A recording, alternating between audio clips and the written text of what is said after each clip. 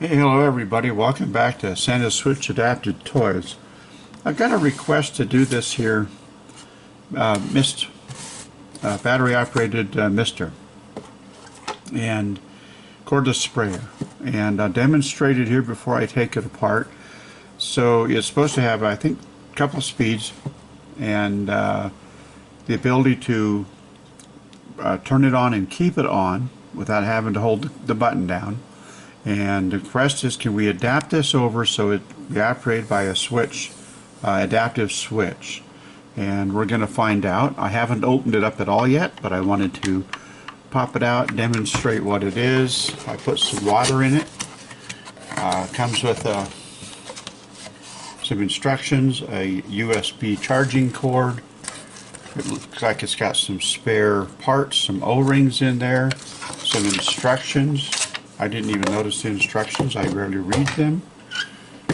But there we go. So I'm only going to demonstrate this very briefly because it has a very powerful misting activity going here. So we're going to push the trigger, and I hit the camera. We're going to push the trigger, and if it's a hot day, you've immediately got yourself a good spray upon yourself. The nozzle is adjustable. It has a big spray pattern. I can rotate it, and it's going to squirt a stream.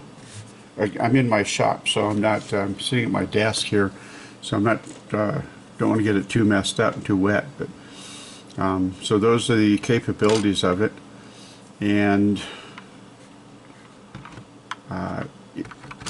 to turn it on and hold it on with its factory switch, two quick presses of the start button, of the start switch here, keeps it on until you touch it again to turn it off.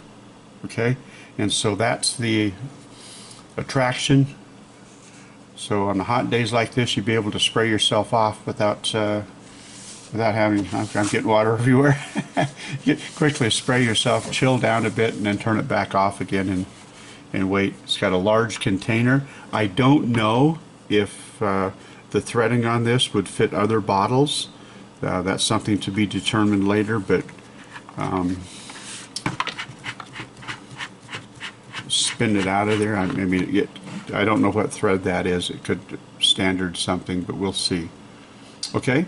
So I'm going to turn the camera off and go to work figuring out how to get into this thing. Okay, so let's do this. So this little mister, cordless sprayer, has 3 points or four things you need to do in order to open up the case. It's held together. It's a clamshell divided in half, you know, like most are. And so, oops. So this decal needs to be removed. Pop the one side of your USB out. There is a screw in here that needs to be removed behind the 4-volt. The sprayer nozzle has got to come off, and right behind it is this red ring which helps to hold the front of it together, and we're going to pry that off. Okay, drop it into our parts bin. Metal ring on the bottom has got to come off, and it just a little bit of a twist and you can prop it off. This is, you're going to kind of pry under it to get to this. I've already done it, so I didn't put it back on real solid. I'm just going to leave that on the knife. Oops, sorry about that. Didn't mean to shake everybody up. Leave it on the knife so I can put it right back on. And then a little Phillips screwdriver. It's handy to have a little collector bin for your parts when you take them apart. And this clamshell will now come apart, exposing all the innards.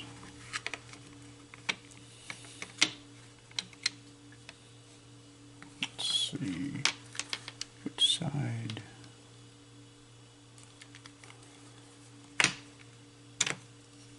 choose a side. I take that side off, the left side off.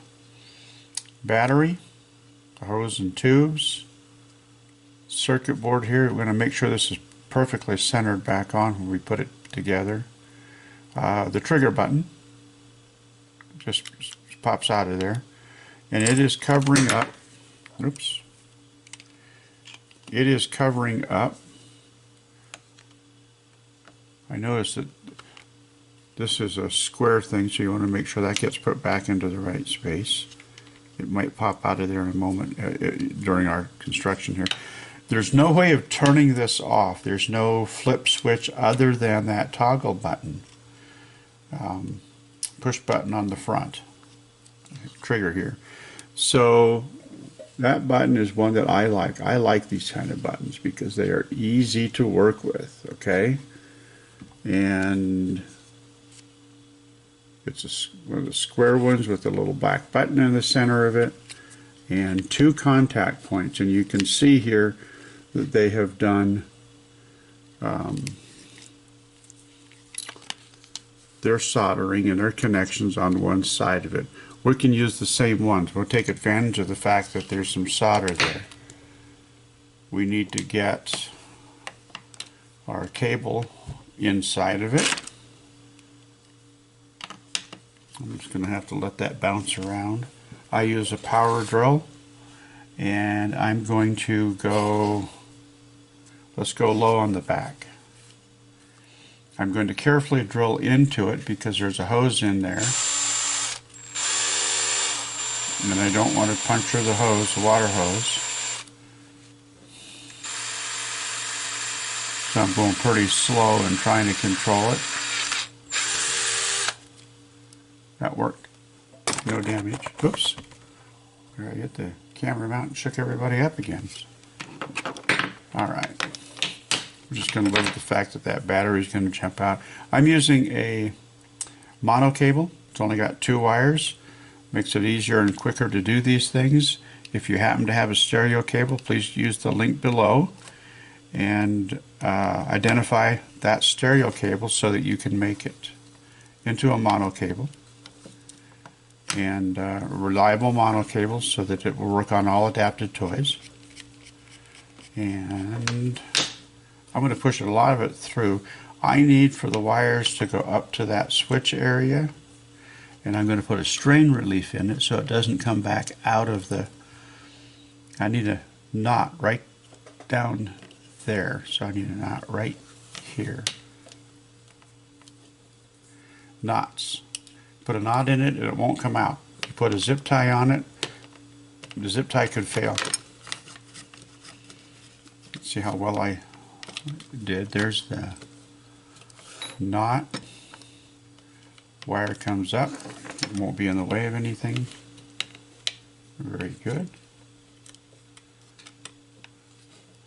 And turn this around so I can access this in my third hand. Let's see if I can get that setting into the third hand. Okay.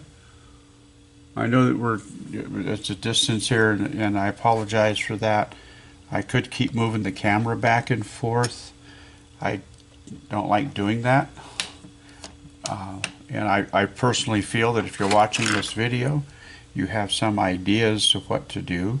It's just a matter of making sure and finding out where the connections go, which is what I'm trying to demonstrate. And I'm not going to teach soldering and the like, so I'm confident that people know how to do this soldering stuff. It just, where is it on the toy or device does this soldering take place? Do we add our switch? Okay, so we got one wire on there, and if I can shake it around like that, I know that that's a good solder. It's not going to come off.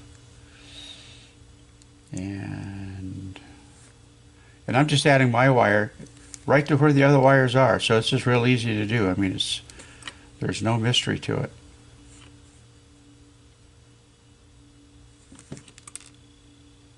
Okay, so to see if this works, right now I have a off camera. I have mounted on the side of my workstation switches. I'm going to, oh there, perfect. Okay, it's working. Light came on the back to indicate status.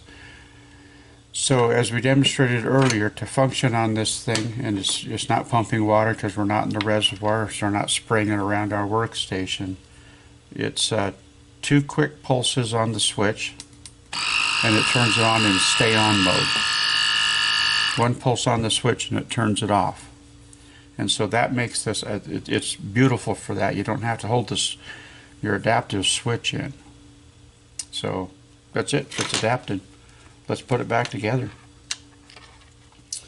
And the cable management down below here.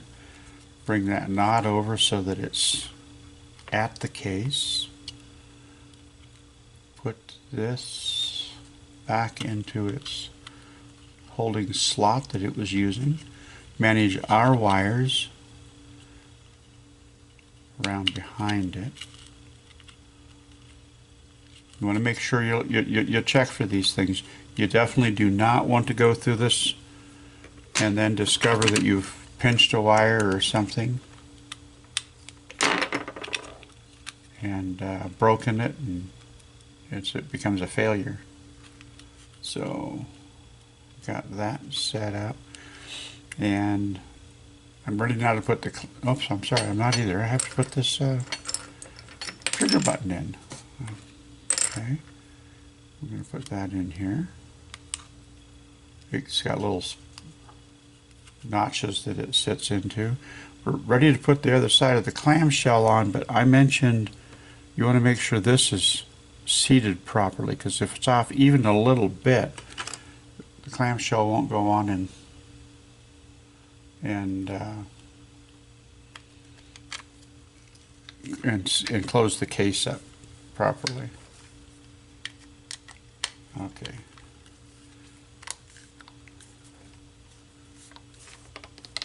All right. Let's flip this over. Let's see. Slide the ring on. It's got a tapered inside. You'll discover it only goes on one way.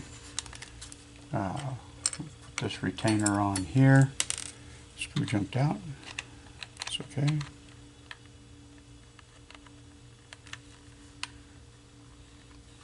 Oh, I didn't close the case properly yet. There we go. And put the sprayer on it. Pry this open just enough to get that screw back in.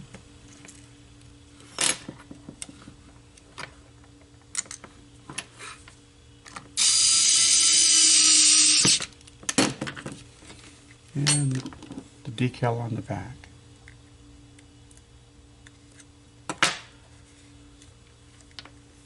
And let's test this thing out.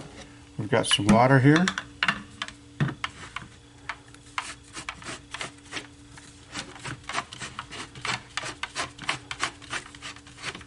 I have a safe direction to shoot this water. Let's bring the camera up a little bit. And press the button twice. I'm off camera switch. Oh man,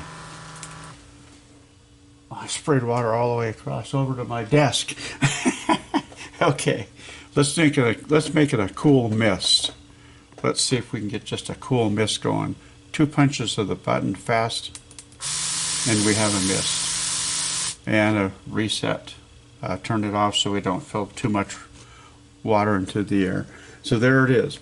This is a plant sprayer primarily. So you will find that I don't think you can adjust it down real tight and have too limited of a spray. So you may find that you don't want it on very long, or you want it some distance away from the person who's who's benefiting from this spray. But there it is. It's now a switch adapted device. Okay. 2 quick presses, and 1 press to turn it off. Thank you very much for watching. If you have any questions, please let me know down in the comments. If you like my videos, please subscribe. They'll have you'll be notified every time I put a video up. And share, because it's that's what I'm trying to do, is to share how to do these things. And I think the more people that know how to do it, the better off we're going to be in our community. So you have a wonderful day. Santa Switch Adapted Toys. Bye.